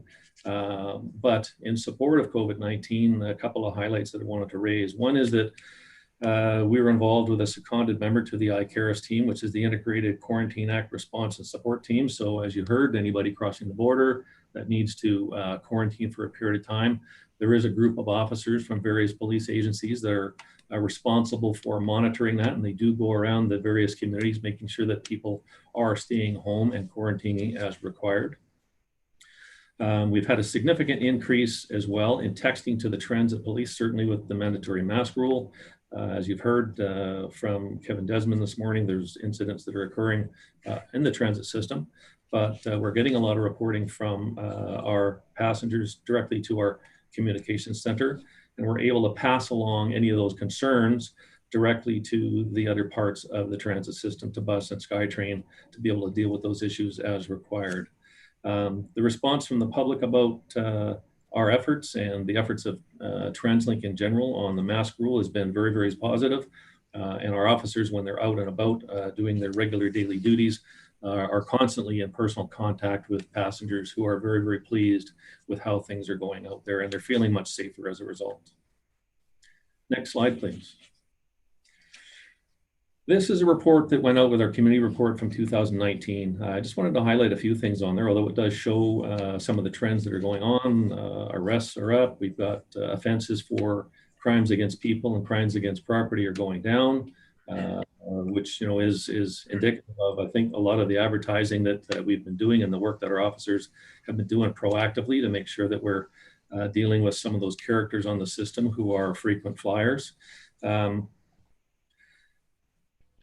There's an increasing diversity in our ranks and police officers. As you can see, we've got 29 languages spoken from all of our police officers that are out there working on the front lines. This year to date, we've hired 50% of our officers who are now female. We have worked very, very diligently to increase diversity in the organization. The last class of police recruits that went to the police academy on September 21st, 50% of those were female. All of our recruits had multiple degrees. They speak multiple languages, and they are extremely ethnically diverse. And we want to really make sure that we continue that trend in our hiring. We're hiring the very best people, and I know that we are. We get very good feedback on the police academy every single class about how well our police officers do in comparison to their peers, but also that we want to make sure that we represent the communities in which we police. 22 communities that the transit system goes through, and our officers are out there on a daily basis. And we want to make sure that the traveling public see our police officers as representing them as well. And that's been very high on our priority list, and certainly will continue to be very high on our list going forward. That's my report for the board for today, and I'm happy to answer any questions that you might have. Great, thank you very much, Barry. And I'll just wait a second to see if there's any questions. And it looks like I see one hand. Karen, you had a question? Thank you, Mr. Chair. Thank you, Chief, for your report. I just had a question about where do we stand with pursuing charges for various types of employee assaults, whether it's within, CNBC or BCRTC, where there are assaults that occur. Do we sort of track the numbers of charges that are laid against those assault perpetrators, or how do we track that internally? So the short answer is yes, we do track those. I don't have those numbers handy right now to report to you, but I will just say that assaults against employees are one of our top priorities for the transit police. We do take these very, very seriously. We're not always first on scene. We work very, very closely with our jurisdictional policing partners, be it the RCMP or New SPD or whoever that might be. And they are quite confident in our ability to follow up on incidents that occur in relation to the transit system. And 9 times out of 10, we end up taking those files over, and we do pursue them as diligently as we possibly can. As you might well understand, when you have a very mobile system where suspects may commit a crime in one location, and because of the speed and agility of the transit system, either bus or SkyTrain, they can be in another community in a very short period of time. And oftentimes are unknown to the victim of crime, but we are quite successful in following those up, and we do get charges in quite a number of them. So I'm not sure if that answered your question completely, but we do take them seriously. Great, thank you, appreciate it. Thanks, Karen. Larry? Yeah, thank you. in your written report, was quite worried that it shows that while the crimes on the system, the actual number is down, and that would be expected with the lower ridership, that the rates are actually up. It said in the report that the crimes against persons was up by 50% as compared to last year, and against property up by 45% compared to last year. Is that an anomaly of numbers because of the different ridership that we've seen this year versus last year? Is this something we should be worried about? And if so, what are you doing about it? Well, I would say, I mean, we are concerned about any time that we have a crime rate trend that goes up, but I will say you did touch on it. This is about volume. You know, the vast majority of passengers that use the transit system are law-abiding. You know, they're going to and from work, they're going to and from personal events. But we do have a percentage of frequent flyers that do migrate around the transit system who are committing crimes. And so what you're seeing in this rate is that the volume of passengers is down. So the rate climbs exponentially because you've got the same number of people doing similar numbers of crime. You know, they're supporting drug habits or whatever that might be. And there's fewer people on the system to prey upon, and therefore the number goes up by volume. So, our customers should feel that actually, because the actual number is going down, that things are getting better, and it remains a very, very safe system. This is just an anomaly. Absolutely. No, this is a very, very safe system. I think when you look at the numbers overall, I think it bears truth that this is a safe way to travel, and that it is certainly crimes against people and crimes against property are, you know, job number one for our officers out there, and making sure not only that they're catching criminals, but they're out there being visibly present, because that visible presence creates a great sense of security for our passengers in general. And they know that because they do see us out there on a regular basis, that they know they can get off at a particular station where they see officers on a regular basis and report crimes, and know that if something does happen, they can push the yellow strip. They also know that beyond the transit police officers out there, but the system has a lot of staff out there as well, station attendants, et cetera. And a lot of times these things are reported to the transit police by system staff. So I think from a team perspective, we do a very, very good job in protecting our passengers. Great, thank you. Thanks, Larry. We're running a bit behind schedule, so we're just going to take one last question and then we're going to move on. Lorraine? Thank you very much. I was troubled by the viewing of the incident on the bus the other day, and I know that you're not involved as much on the buses as you are on the trains, but I know you're involved. So when you see a passenger who's not involved in the altercation taking video of the incident, is that something you encourage passengers to do? I mean, I saw the statement from TransLink saying, you know, do things on the secret alarm, on the silent alarm, et cetera, and do the texting.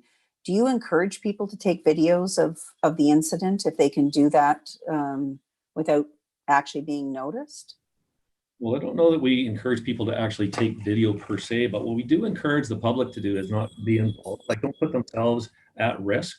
We have been advertising quite diligently for a number of years about our texting service, that people are on their phones all the time. It's one of those innocuous activities that it doesn't bring attention to themselves per se. I mean, if they can take a video without bringing attention to themselves, that's great. It does assist us after the fact, but we certainly encourage people not to put themselves at risk and to be a great witness for us. Like you said, push the yellow strip, text us directly. Sometimes we do get videos, sometimes we don't. But we want to make sure that people are traveling safely and that they don't put themselves at undue harm. But we also want people to, report these actions so that we can follow them up and put those responsible behind bars if we can. Thank you. Great, thanks, Lorraine. And thank you very much, Barry, for your report. So we're going to move on to the next item on the agenda, which is the Finance and Audit Committee. And there's 5 items under the consent agenda.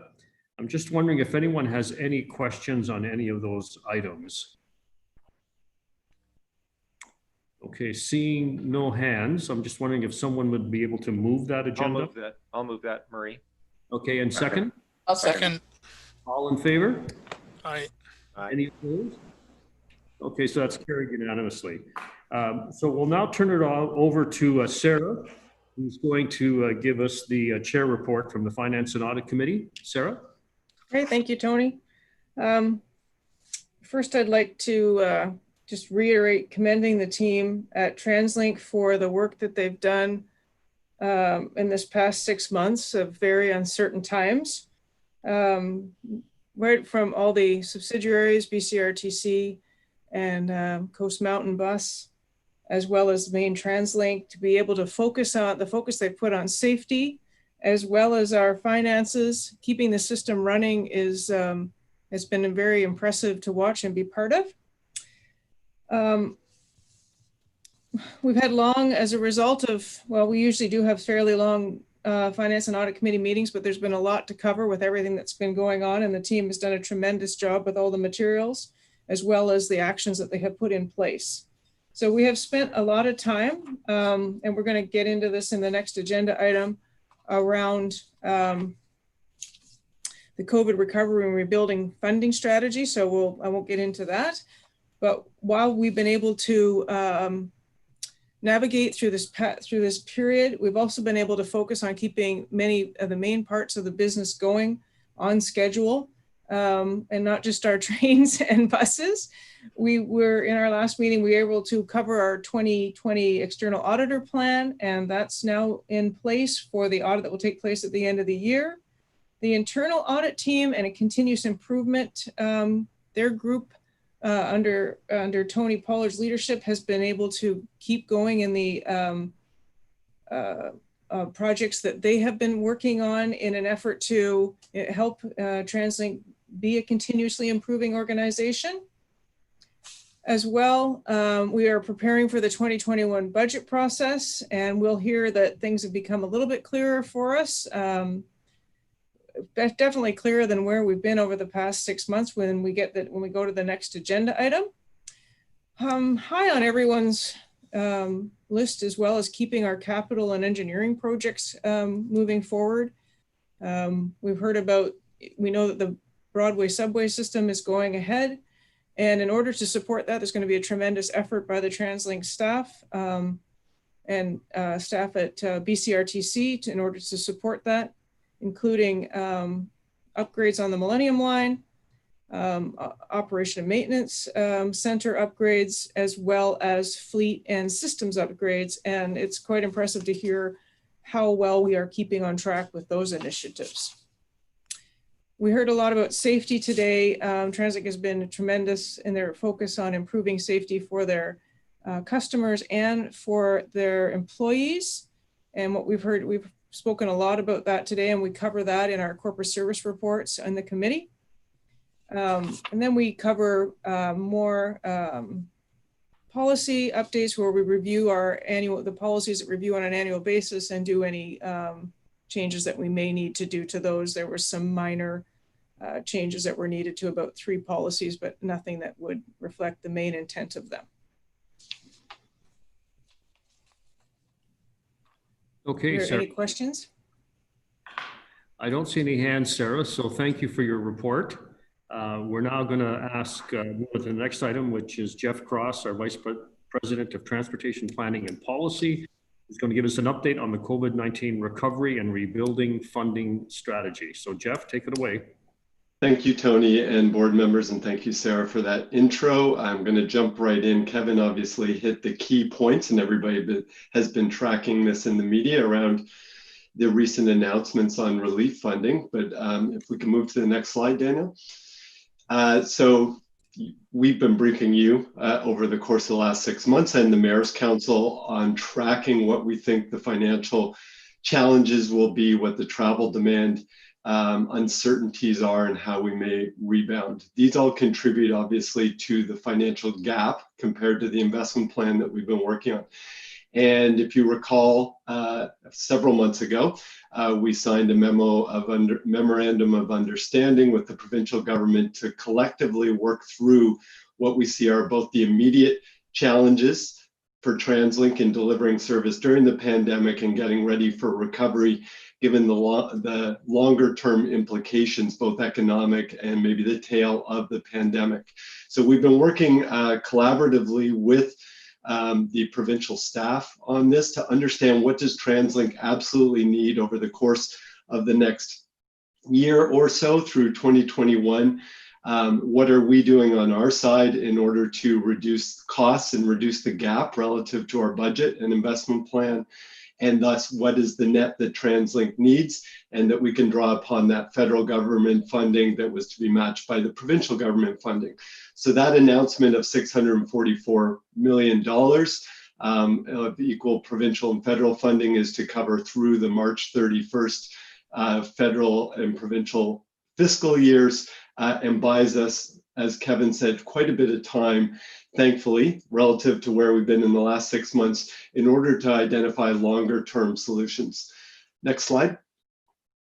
So this memorandum of understanding conceived of that challenge, this sort of bifurcated nature of this challenge right from the beginning, that there are immediate needs to keep TransLink economically viable and liquid during this period so that we can deliver the services that are necessary both for essential trips being made on the system and to support the recovery.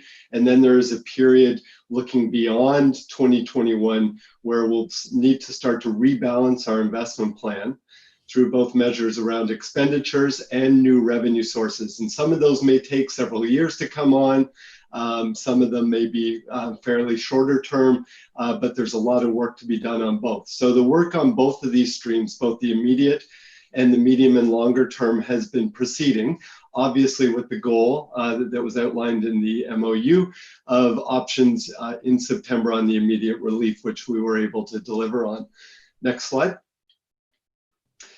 So the challenge remains daunting over the next 10 years, and it's a function of reduced travel demand and thus revenues that we get from transit fares and from fuel tax and parking sales tax to a lesser degree. You can see that the most pronounced period, and the top line here is what we were projecting in our investment plan for revenues versus some high and low case scenarios, and we have a medium case scenario. The most acute period of that is obviously has maybe passed, and during this next period as we try and rebound while we're in the pandemic.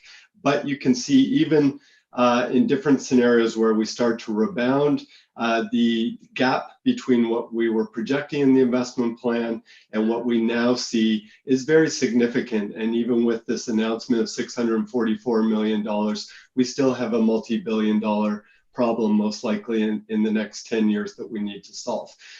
We have been building several different scenarios. We don't know which of them is the most plausible at this point, but we've been working on a high, medium, and low scenario.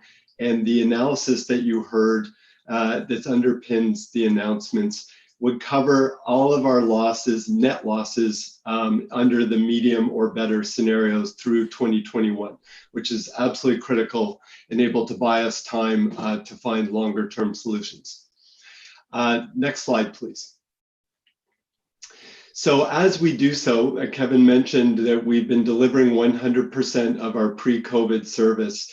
The effort that we undertook with the provincial government and internally is to try and understand what levels of service are absolutely necessary in 2021 in order to do two things. So really to make sure that we are meeting those essential needs that are on the system, and we're helping to rebuild ridership and confidence and the usability of the system. So assuming that we keep the vehicle capacity guidelines that we have in place for the duration of the pandemic, roughly, that are listed on the right-hand side, our assessment is that we need roughly 100% of the pre-COVID service levels in order to be able to meet that conveniently and not undermine the integrity of the system. So up to about a 70% pre-COVID ridership, which in our higher case scenarios, we would achieve later next year. If we were to do less than that, then we would either have more overcrowding or we would have to be reducing frequencies in less frequent areas that would undermine the usability of the system. So that's our basis for our 2021 budget and for what we think needs to be on the ground. Next slide. TransLink, in order to close that gap, the remaining gap on top of the $644 million, has been doing a number of things, and we look to continue those through 2021. Some of those were about deferring capital projects, which you gave us guidance on back in the spring. At the time, we had identified a deferral of the remaining funding for 2020 for the major road network, operations, maintenance, and rehab. We see that as being a one-time cancellation of that, but resuming that in 2021. We were scaling down a lot of non-service operating expenditures, so discretionary expenditures across the enterprise, studies and other things, as well as that we did cancel and have deferred at least until 2022, the remainder of the phase 2 investment plan expansion that was outlined. So some of that was to roll out in 2020 across all modes. Additional service was to come out in 2021. We are deferring that, and that will be part of what we look at in a future investment plan, both what is needed, how do we prioritize it, and how do we pay for it. So in total, that adds up to about $136 million in savings that helps close the gap, which if we move to the next slide, then shows us over the course of the next year or so through 2021, that with that provincial and federal dollars and with our contribution, we are able to close the gap in that medium scenario. We will continue to track and see what our ridership recovery looks like. That is the biggest determinant of how large the gap will be. As Kevin noted, we're already seeing increased rebound on the road for personal vehicles and for trucking. So that impacts us positively on a revenue side in the form of our fuel taxes, though it's obviously concerning from a congestion side, but the fare revenues are the biggest element. But you can see then with the agreement with the federal government and the province that they would be paying for about 84% of this, and we would contribute the remainder. And then we'll turn our attention to 2022 and beyond. Next slide, please. So finally, one of the key things obviously related to funding is the ability for TransLink to remain economically and fiscally viable both during the pandemic and set up to weather potential more intense shocks, whether those be pandemic or economic over the course of the next year. And as such, I know from the concern and the questions that we've heard from the board and from the Mayor's Council that we maintain a healthy balance sheet and liquidity in order to be able to maintain our operations, to be able to maintain our borrowing and our credit rating, et cetera, so that we can efficiently deliver both the capital and the operating and those state of good repair projects across the entire system, whether those be for the bus, rail, or C-bus, or also as it relates to the major road network, to biking and walking, et cetera. So what this agreement does is that it allows us basically to buy a couple of years of time. What we would have seen under the medium or worst case scenarios were really a high liquidity risk in 2021 or 2022, where we would have been drawing down on our reserves and our different borrowing mechanisms and really had to be scaling back other kinds of operations and have been in dire need. So this gives us some time in order to be able to find innovative solutions and rebalance our investment plan. So I'll leave it at that, Chair. That's summarizing a lot of work over 6 months, and we do want to thank our provincial colleagues. We're working through some of the details on the contribution agreement that will be signed so that this money can flow, and we continue our work on the MOU and on the longer term sources. Great, thank you very much, Jeff. And from the board's perspective, I think we also want to acknowledge and thank the province for their work in this. But more important, Jeff, I think you and your team and Chris and her team, I know have been really busy over the last 6 months. And I know that your work set a bit of a template that the province used with other organizations. So well done. I don't see any hands right now. So given our schedule, I think we're just going to move on to the next item on the agenda, and that's the Planning and Stakeholder Relations Committee. And Larry, you're going to give us a report from the chair? Yes, I am. At our meeting on September 15th, we had quite a long meeting with a lot of interesting topics. One of those is on today's agenda. It's really thinking of the near-term actions that we can take as a response to COVID-19, actions that would play into our long-term planning. You'll hear about that in a few minutes from Jeff. We had some other interesting things too, and it's amazing to me, and I think our committee, that these things continue to move forward, even with everything else that's been such dire emergencies, and we're very pleased about that. One is the Transport 2050 planning, which was put on hold. They called it simmering for a while because people were dealing with the urgencies. There was a discussion among a team that represented TransLink and Metro and Province and others, concluding that this really did need to get back on track, and that it was very important for the financial planning that's also going on for the next few years. So they agreed that we're bringing that back to active planning, and that there will be new public engagements initiatives that we'll see over the next few months leading into the new year related to that. But the most important thing, and I think very positive thing that our committee felt, was that the Metro planning, regional planning process, and now TransLink's transportation planning process are going to be in sync. And that allows the staff on both sides to integrate so that we can get one long-range plan for our region to handle both land use and transportation. This is a huge step forward. If you're out there in the public and you're worried about, are the land use and the transportation side coming together, they are now going to come together in a very positive way. So that was a very good news story for us. Second, and I think we were thrilled to see this, was we had a report on the Indigenous Relations Framework. We now have an Indigenous Relations Officer. She's doing an extraordinary job of bringing the entire enterprise in tune with the most contemporary thinking of our relationship with the Indigenous communities and the 7 or so that are within our mandate area.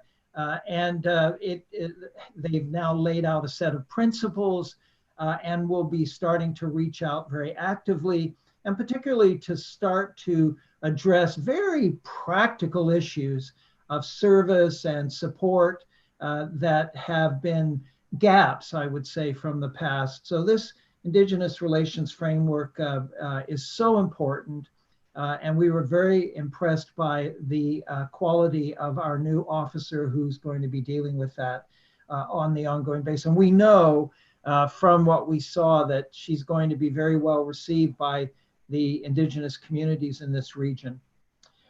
Third, we had a report on the campaign for full ridership to get people, all the things we're doing to get people back into our system. We've already heard about that today.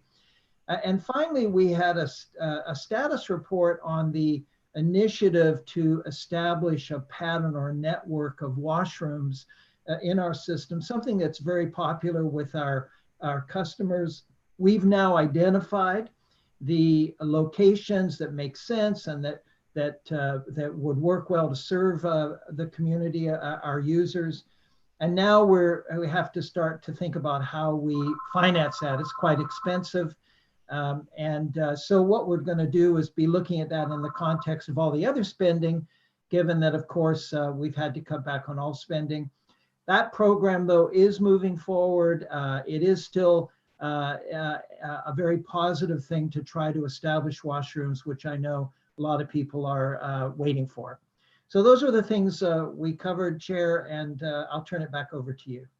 Great, thank you very much, Larry. So we do have the next agenda item, an update on Transport 2050, the COVID-19 impacts and opportunities. And this is really an update on near-term actions. And Jeff Cross, our Vice President of Transportation Planning and Policy, is going to be providing us with a report. So Jeff, I'll turn it to you. Thank you, Chair. So actually, I'll turn it over to Andrew McKern, our Director of Strategic Planning, in a second to provide a little bit more nuance on a few of the key actions. But building on Larry's comments, What we've identified through conversations both with you as our policymakers, the mayors and our municipal partners, is that a number of things are happening across the region that really support us, building back better after the pandemic, as well as monitoring some of the trends we are seeing in T2050 and being able to find some quick wins in order to support our economy in restarting, support other objectives, and potentially mitigate some of the negative impacts that are unintended from the pandemic as it relates to travel patterns and land use. So Andrew's going to just provide a little nuance on that. We're looking for an endorsement that we basically covered the right sort of breadth of this. And if you have any concerns about this, we'd like to hear those. And otherwise, we'll be dedicating our resources and reporting back regularly over the course of the coming year or so to try and implement some things that have a fairly short gestation period and some that will have a much longer, but that we feel we need to start now. Otherwise, we will miss that opportunity. Andrew? Yeah, thanks, Jeff. And again, just to emphasize, the main point in the report that we provided to the board in June was that we felt the main risk through COVID in terms of some of our longer term objectives is the risk that previous regular transit users would start making more of their trips instead by auto. And that's for understandable reasons. But the concern is that those habits that we're seeing evolve through the pandemic might stick after the pandemic. So we articulated back again in that report that the key transportation objective during the COVID period is really to try to minimize residents' needs for new single occupant auto trips.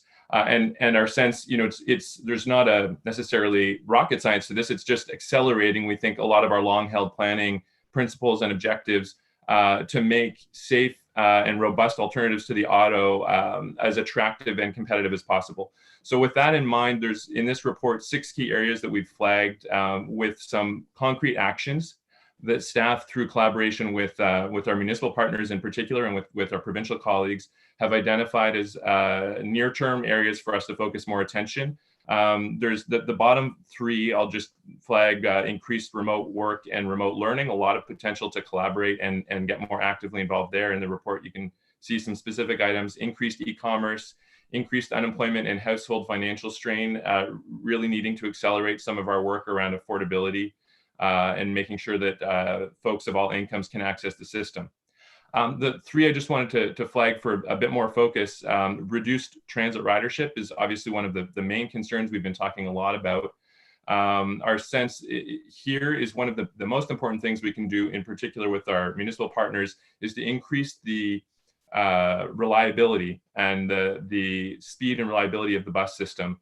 So you'll be receiving another report in the near future with some more updates on the great work that we've been doing with our partners to consolidate bus stops, to put in some rapidly deployed transit priority measures. And that's something that we'd like to continue to pursue over the coming year. Increased walking and cycling is a trend that is really positive. One of the things that we've been working with our municipal partners to do is support their rapid deployment of new active transport infrastructure, in particular slow streets, and making sure that helps to support the huge increase in demand for walking and cycling, while also still making sure that we're protecting transit operations. And then item number 3 there around managing increased driving. Really, one of the key things we can do is around increasing access to a vehicle without needing to own a car. And we've got a really robust 2 really robust car share organizations very active in this region, Moto and Evo. We've already got a number of partnerships underway with them, but we think you can see in the report a number of other areas where we can really step up this collaboration and support the car sharing sector in Metro Vancouver. So with that, Chair, we're looking for some endorsement from the board that we're heading generally in the right direction, and that we'll continue to pursue these. Some of these are near-term actions, some of them have a longer gestation period, as Jeff said, but that we're generally in the right direction. Great, thank you. I'd move receipt of that report and endorsement if need be. Okay, and I know that's coming from, I know this was discussed at the Planning and Stakeholder Relations Committee and was endorsed by that committee to Yes. So is Larry's moved to receive the report? Anyone to second that? I'll Second. Great, all in favor? Aye. Aye. Any opposed? Okay, so that's carried unanimously, and Thank you, Andrew, for your presentation, and Jeff as well, too. With that, we'll move on to the last item on the agenda, which is a report from Marcella, who's chair of the Human Resources and Governance Committee. Marcella, I'll turn it over to you. Thank you very much, Chair. So it was obviously a good opportunity to focus on background governance and people of this organization, and none of that work stops. So we first reviewed the semi-annual privacy and information access update, made sure that we're in compliance with the legislation, both in terms of resources and our activities. There's many privacy e-courses, which are going to be launched along with our learning management system. There have been several privacy assessments, and in addition, there's been a significant COVID-related privacy guidance by the group that is dealing with the privacy. They have been looking at the breaches of privacy. There have been 3 cases. None of them have been significant, and the committee was comfortable with the handling of them. We then looked to the semi-annual report on director and employee code of conduct, and are very pleased to report that there are no reports of non-compliance in the first half of the year. We then turned to our quarterly HR report, and we discussed actions under the 3 strategic priorities of the Human Resources Group. The first is building on a strong foundation. Second is people first, and the third is investing in the future. So under those subjects, we discussed a myriad of activities. Under building a strong foundations, we continue to assess the enterprise employee profile, turnovers, rewards, what the organization looks like, and technology. Under people first, we looked at the work that's been done for corporate wellness, mental health, and we heard that referred to under our earlier reports. We've looked at the support that has been required for all the change initiatives going on during COVID, and of course, remote work, collaborative tools. We focused significantly on equity, diversity, and inclusion, and I'm pleased to report that we have an individual, a very capable individual hired to lead this organization and to help the organization ensure that we address EDI, and she gave a great presentation at the most recent town hall that was held. In terms of investing in the future, we looked at many things, but the key one was looking at the hiring. Notwithstanding a freeze on hiring, we have had to fill positions both in the transit operations side, about 250 of them.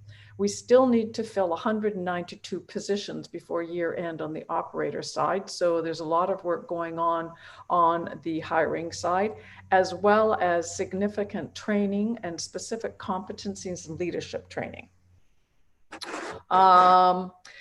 One of the big issues we spent a lot of time on is return to work. Kevin, our CEO, just referred to the future of work, which is a part of it, but very specifically focused on what are the actions that are going to be taken by the organization so that individuals can return safely, how they return, who they return, and how work is conducted. So that's a great opportunity for people in this organization to relook at how we do things. And with that, I will close and thank you very much. Great. Thank you very much, Marcella. Don't see any hands raised in terms of questions. So with that, I'm going to call this meeting to an end. I want to thank everyone who has been able to join us online. Thank you for participating, and we look forward to seeing you at our next public quarterly meeting. And with that, I'll have a motion to adjourn the meeting. So moved. All in favor? Aye. Aye. Great, thank you. So we will adjourn the meeting.